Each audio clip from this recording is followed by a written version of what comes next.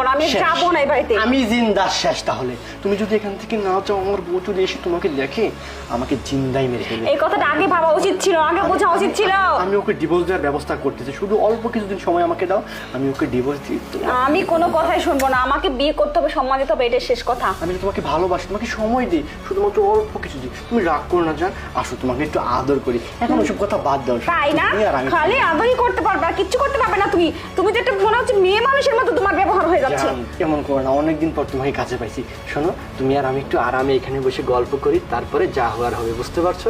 চিন্তা করো না জান। তোকে তো বিশ্বাস করে আমি জীবনে সবচেয়ে বড় ভুল করছি।